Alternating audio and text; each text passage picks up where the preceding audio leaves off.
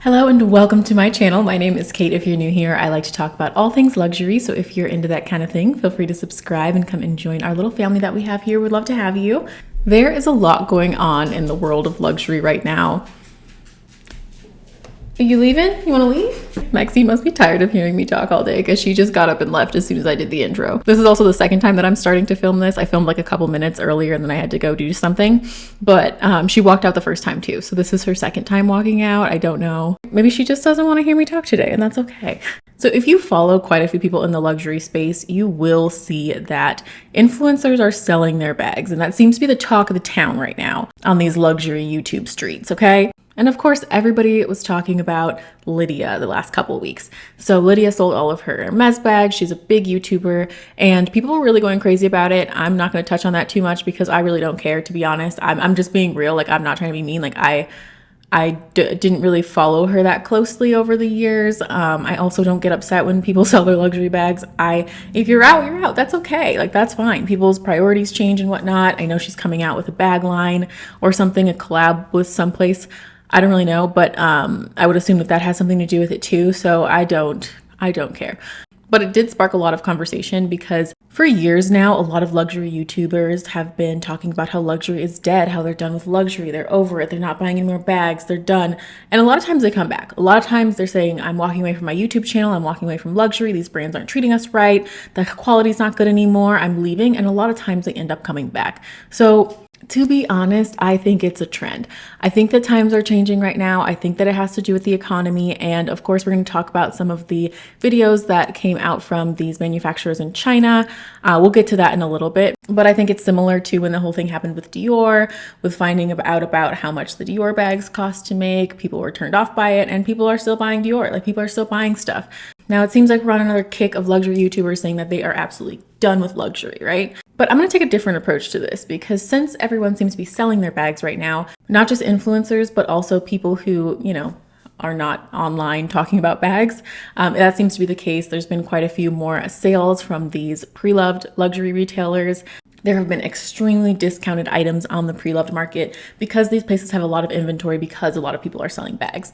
And that is why while everyone was selling, I bought my entire luxury wish list earlier this year. So over these last 4 months, I have purchased everything except for I think one item that was on my 2025 luxury wish list video because I have just found such good deals on the pre-loved market. So if you're like me and you're in the similar position to me, you're still into luxury, you still want to buy these things, you have a wish list, maybe you have items that you're like, okay, I'm going to get these and then I'm out. This is the video for you because I am going to talk about some tips for purchasing pre-loved luxury toward the end of the video. If you want to just skip straight to that, totally cool with it. We're going to talk about some other things before because I think that there's just a lot to talk about right now. So there is a YouTuber named Caitlin. She does a lot of commentary videos. I love her channel. She used to talk mostly about luxury, but now she talks about all different types of topics. And so she did a video talking about how, people are selling their bags, people are over luxury and whatnot. And she referred to it in that video as the Great Luxury Purge, which I thought was very fitting. I like that name. So I'll refer to it as the Great Luxury Purge because I like it. It's very dramatic. I love it. So a lot of the reasons that creators are saying that they are selling their bags is for safety. They're selling them because they don't see the value in them anymore. Maybe the brands aren't making as high quality of items as they were before. They don't see how they're worth this much money. And they're turned off from wearing them. But I will say that safety was the biggest thing that I've seen the most people bring up. They don't feel comfortable. I've seen quite a few people that are in London. I've never been to London, so I can't speak on that, but they have been saying that they don't feel comfortable carrying their bags outside. I know there are a ton of people in the States that are worried about carrying their bags places. And I have been there. I've been there. I didn't feel comfortable carrying my bags when we lived in downtown San Diego or when I lived in downtown Phoenix. Like the downtown areas, I was just always skeptical of carrying them around. As much as people like to think that downtown San Diego is like this, this perfect place. The weather's always fantastic and the people are nice and blah, blah, blah. I found downtown San Diego pretty rough. It was not good. There was a lot of crime there. There were multiple unalivings while I lived there that were within very close proximity to my apartment building. There was a lot going on there and it was not a safe place to be carrying expensive bags. Most people aren't going to know what they are. Most people aren't going to think that they're expensive. Most people aren't going to know if they're real or not. But it still makes you uncomfortable. So I totally understand that. Safety is a huge thing. But I also feel like not enough people are talking about the economy. I think that people are more aware of their own safety right now because, you know, when the economy goes down, there tends to be more crime and you tend to be more afraid of losing the things that you have. People also tend to want to liquidate their assets in a situation like this. So they may want to sell their bags so that they have $10, $20, $30,000 stashed away just in case something happens. And that's smart and that's fair. So I'm not knocking anybody for selling their bags or for leaving luxury, especially if it just doesn't interest them anymore. Like sometimes it's just you lose interest in something, you find a new hobby, you want to put your money elsewhere. Any reason that you stop buying luxury is totally acceptable, totally valid, totally fine. But I specifically want to talk about the luxury industry being exposed conversation. Now, there have been some videos from manufacturers in China who, due to the tariffs and whatnot, they are showing their factories, they're showing what they manufacture, what they make, saying that they manufacture for these big luxury brands. And people are eating it up. They are eating it up. They're eating it up. They're like, this is the luxury is done, luxury is cooked, it's all crumbling down and whatnot, right? And I don't feel the same way. I think that we are in a Walmart Birkin situation here. I think that we're in a working situation, okay? Also, I'm gonna make a note real quick. I have been having some asthma issues lately, so I am on prednisone currently, which makes me more angry than usual. Like, I am a very calm person normally. My videos tend to be very calm. If I get a little spicy in this video, it's due to the prednisone. All in all, this is not a super serious topic. It's talking about luxury bags, so we don't need to take it that deeply. We buy luxury bags for fun anyway, so like, it's all fun. We're all just talking for fun here, right? But yeah, no, if I get it to be a little bit, you know, spicier than usual, that's why. So just wanted to explain that real quick. So these manufacturers in China are coming on camera, posting on TikTok, whatever, saying that they are the ones that are manufacturing goods for like Prada, Louis Vuitton, etc. And there was one video where a man is standing in front of all of these Hermes bags talking about how they manufacture for other brands, but they don't mention Hermes specifically, but it's kind of implied. Now, I'm putting myself in their shoes. So as someone who owns a manufacturing business in China, it would be beneficial for people to think that you are the one who produces these luxury goods when actually you're making super fakes and you never probably really had a connection with the brand in the first place. It's just what I think. I'm not putting anything past any of these brands. I say this all the time. I'm not on the side of the luxury brands. I'm not here to defend any of them. Do I think that Hermes bags are made in China? No. Do I think other types of bags are made in China? Yes. Where they manufacture most of the bag in China and then they send it to Italy to get this, you know, get the little label stitch on and whatnot. Do I think that happens? Absolutely. I think that happens. We all thought that happens. China has some incredible manufacturers. They can make incredible quality goods. That does not mean that every manufacturer in China is created equal.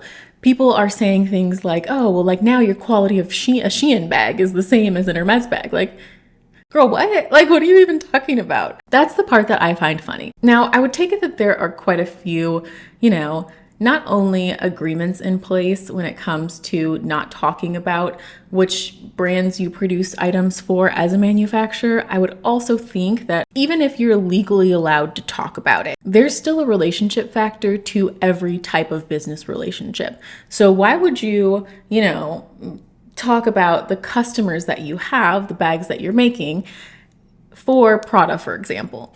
Why would you talk about that if you know that Prada's going to drop you because of it? If Prada sees it, and that actually is their manufacturer, they wouldn't be happy about that. So that's a big risk of losing that business. So if you actually were the one making them, I don't feel like you'd be talking about it. I feel like you'd still just be collecting your money. Like, what is your benefit of telling, mostly it's targeted toward Americans since it's about the tariffs, but what's your benefit of telling Americans that their favorite brands are produced by you?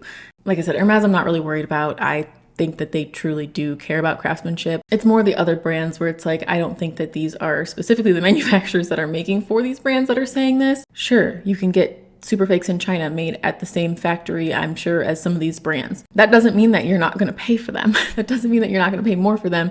These are not $10, $20, $30 bags still, even when we're talking about super fakes. You are going to pay the money because the manufacturer is good at what they do. So when people are making videos about this, a lot of people are implying that if you just go and order a bag from DHgate, you order a fake Chanel classic flap from DHgate or something, that you're going to get a Chanel classic flap that's exactly the same as what Chanel sells. And that is just not true. And they're also saying that this is going to ruin these designer brands, which is also not true, because the person who was going to buy from DHgate was going to buy from DHgate regardless of what these videos say. Like, they were going to do it anyway. They were already doing it. It's already been popularized. It's not looked down upon to wear dupes, to wear fakes. It's not looked down upon anymore, which my position on fakes has even changed over the years. Like, I just don't really care what other people do anymore. That's my position on it. And it's like, you can talk about how you don't like fakes until you're blue in the face, but people who are going to buy them, we're going to buy them anyway. And they're going to buy them no matter what you say. But if you're buying a $100 Chanel bag from the fence, then you are getting a $100 bag from the fence. Like, I don't think that you can compare the two because they are not the same. Chanel doesn't have the best quality, but I can tell you that your $100 bag is going to be even less of quality than Chanel, which is fine. I don't have, like I said, I don't have really an opinion on people as individuals purchasing fakes. I think that the problem lies within the industry itself, not within people who are individuals deciding to purchase a good that they are going to use. But people are acting like they are going to put this order in and then they're going to receive exactly what the luxury brands are going to send them if they were to buy directly from them.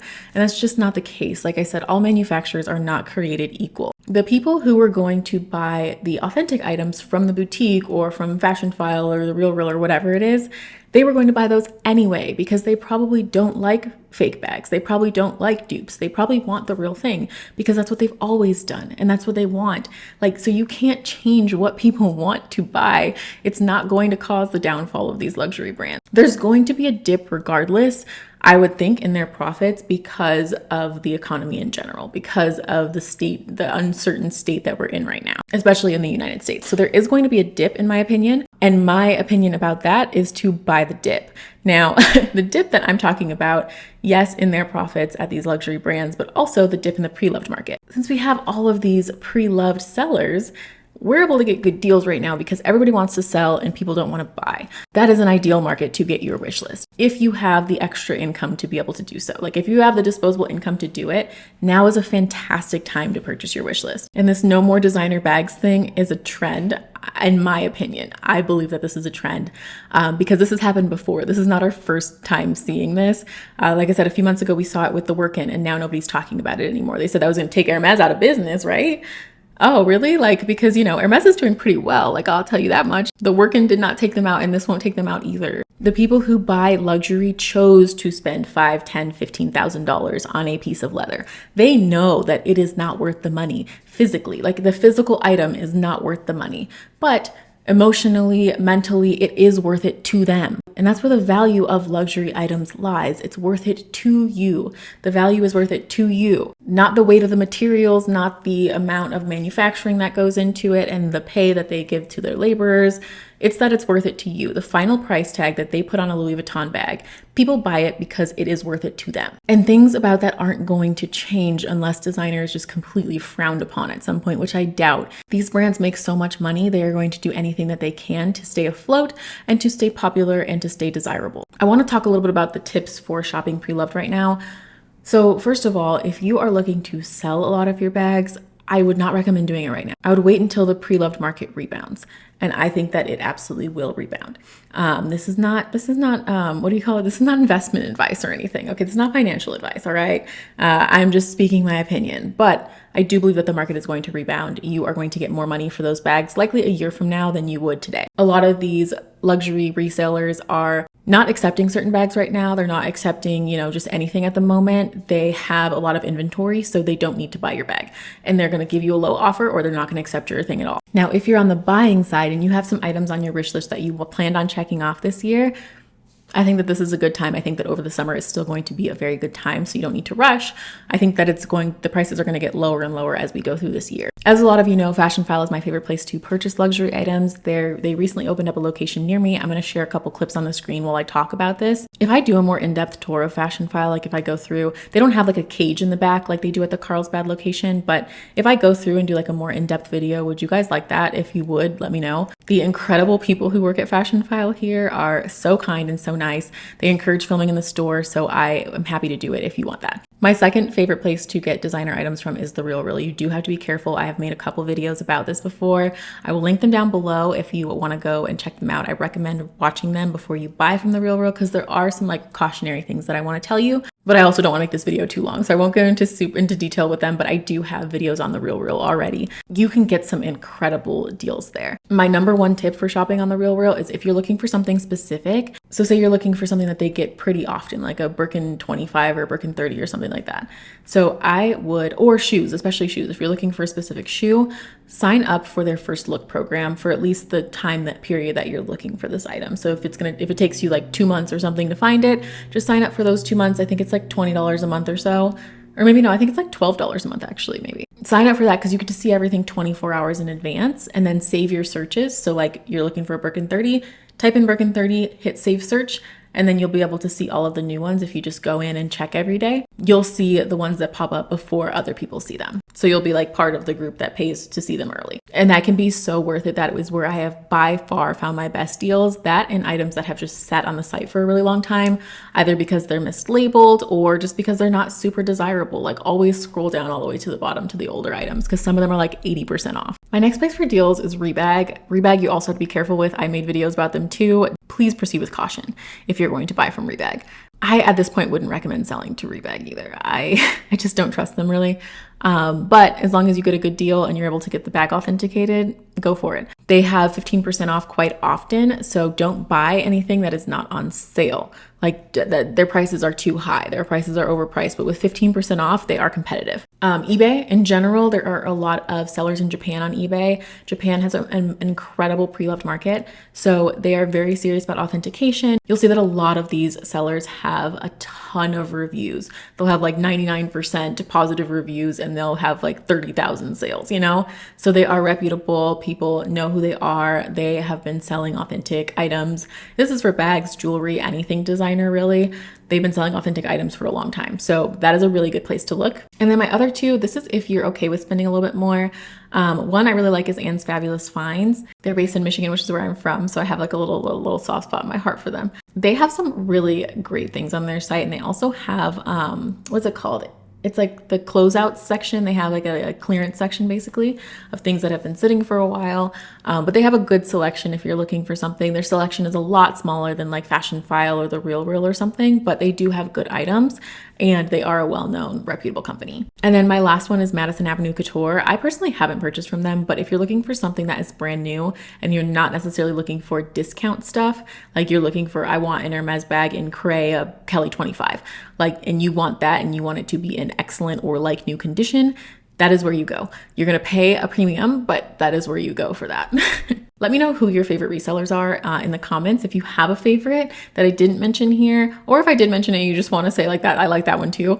Let me know, because I want the more suggestions for people, the better. I want to provide as much information as possible. So that way it's like, you know, a collection of knowledge in the comment section too. And the last thing before I go, I'm going to talk about like my specific stance and what my plan is for purchasing luxury this year. So I started off very strong. Like I said, I purchased my whole wish list in the first 4 months of the year. I do have a bag that I haven't shown yet on my channel. I am not buying anything else right now, so I'm going to wait a little bit until I kind of get the urge to get something, and then I'm going to unbox that one because it's pretty special, and I just feel like I have been doing a couple back-to-back unboxings, and I'm just going to save that one. I got an incredible deal. That's why I bought it right now, but I am going to save it in my closet for a little bit just to kind of build up the excitement. I'm happy. I'm so excited about it, but that is like my icing on the cake bag, you know? I probably won't buy many more bags this year. I don't plan on buying another bag until like at least after my birthday, which is in September, or around my birthday, maybe before, I don't know. But probably not much else for the rest of the year for bags. I will continue to buy designer items moving forward. I will continue to buy bags over the years. I'm not done with luxury. I like to be more on the minimal side, so I don't keep a ton of bags at the same time. I will usually sell something to get something, and I will continue to do that, but I will also continue to buy regular designer items too, like shoes, whatnot, accessories, all those things. If I want them, I will still continue to buy them. I know I started talking a little bit fast, especially the second portion of this video, but I just wanted to get as much information in as I could. Thank you so much for watching. I really hope that you enjoyed it. If you did, please give it a thumbs up and subscribe to my channel if you want to see more videos like this one. Also, if you want to follow me on Instagram and TikTok, my name is the same on both. I will put it on the screen. It's Kate Swan. Thanks again for watching, and I will see you in the next one. Bye, guys.